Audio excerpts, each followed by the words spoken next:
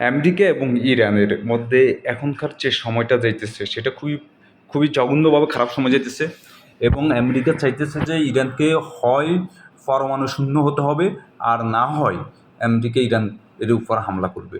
তারই ধারাবাহিকতায় তারা আমেরিকা ইরানের চারিপাশে, ইরানকে কেন্দ্র করে ইরানের চারিপাশে তাদের যেসব সামরিক ঘাঁটি আছে এগুলোতে প্রচুর পরিমাণে বোমা, পারমাণবিক হামলা করার মতো যেসব ড্রোন আছে, বিমান আছে, ডেস্ট্রয়েড আছে, মানে জাহাজ আছে, যুদ্ধ জাহাজ যেগুলোকে বলা হয়, সবগুলো তারা এনেছে। এবং কি ইরানের উপর এই মুহূর্তে তাদের সবচেয়ে গুরুত্বপূর্ণ যেসব স্যাটেলাইট আছে, সবচেয়ে হাই কোয়ালিটি ইমেজ যেগুলো থেকে নেওয়া যায়, ওইসব স্যাটেলাইটগুলো ইরানের আকাশ সীমায় বর্তমানে অবস্থান করতেছে, এটা সবাই জানে।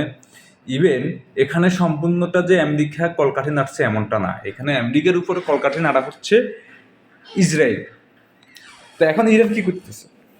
আমেরিকা তার সৈন্য প্রায় 50,000 সৈন্য ওখানে নিয়োগ দিয়েছে, এবং যতগুলো ঘাঁটি আছে গ্রিস, সাইপ্রাস কিংবা ইসরায়েল কিংবা মিডল ইস্টের যেসব রাষ্ট্রে আমেরিকার ঘাঁটি আছে, হ্যাঁ, যেগুলো থেকে তারা তাদের সামরিক বাহিনীগুলোকে ডিপ্লয় করতে পারবে, ওইসব ঘাঁটিতে অটোমেটিক্যালি তাদের সৈন্যরাও অবস্থান করতেছে। এখন ইরান কি করতেছে? ইরান কি এই পাল্টা ব্যবস্থা নেওয়ার জন্য তারা কতটুকু প্রস্তুতি গ্রহণ করতেছে? বিষয়টা হচ্ছে এখানে বোকাচোদা ইরান। ইরান এতটা বছর তারা মিডল ইস্টে বিভিন্ন ফক্সি তৈরি করার পরেও তারা তাদের দেশকে রক্ষা করার জন্য যথেষ্ট না, এটা তারাও বুঝে, আমরাও বুঝি।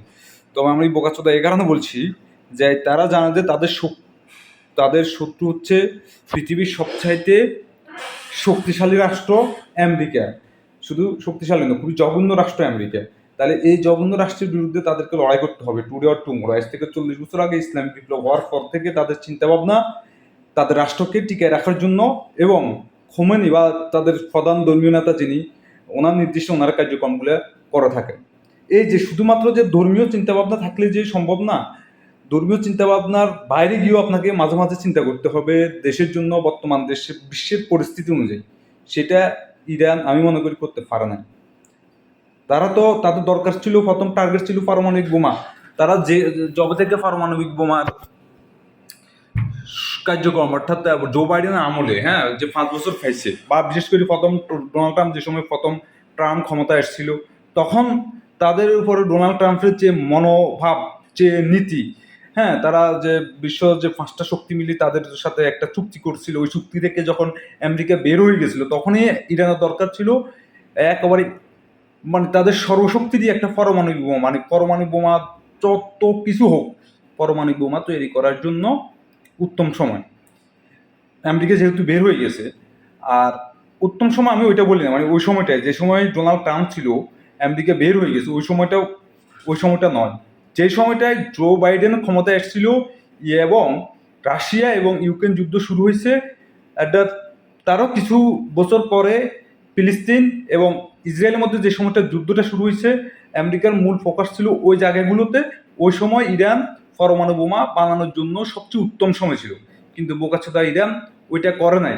এখন পর্যন্ত আমার যতটুকু মনে হয় যে হয়তোবা তারা পারমাণবিক বোমা বানানোর পর্যায়ে আছে, তবে এখনো ফাইনাল স্টেপে পৌঁছায় নাই।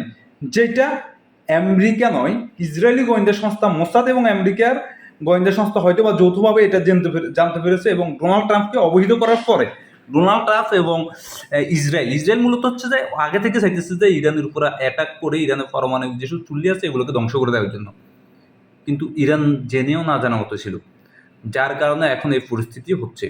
এখন এখান থেকে বের হওয়া সম্ভব। আমেরিকা যা বলবে, ইরান যদি বলে হ্যাঁ আমি সবকিছু মানে নিব, তাদের মরালিটি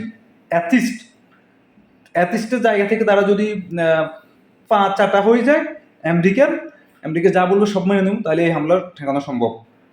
হয়তোবা বিতর্কত এটা হচ্ছেও, তবে ইরানের এটা করার দরকার ছিল জো বাইডেন থাকার সময়, তাদের সম্পূর্ণ পরমাণু বোমা তৈরি করার জন্য যা যা করা দরকার সব কিছু করে পরবর্তীতে তাদের দ্বিতীয় স্টেপটা গ্রহণ করা, যে ঠিক আছে আমাদের কাছে কোনো পরমাণু বোমা নেই, যেটা ইসরায়েল করে, সেটা না করে তারা এখন যখন গলা পর্যন্ত পানি চলে আসছে, এখন তারা চিন্তা করতেছে আমরা কি সমঝোতায় যাব নাকি পরমাণু বোমা থেকে পিছিয়ে আসবো। এটা হচ্ছে বোকাচোদা ইরানের প্রথম ভুল। নেক্সট কী কী ভুল করেছে সেগুলো নিয়ে আসছি সঙ্গেই থাকুন।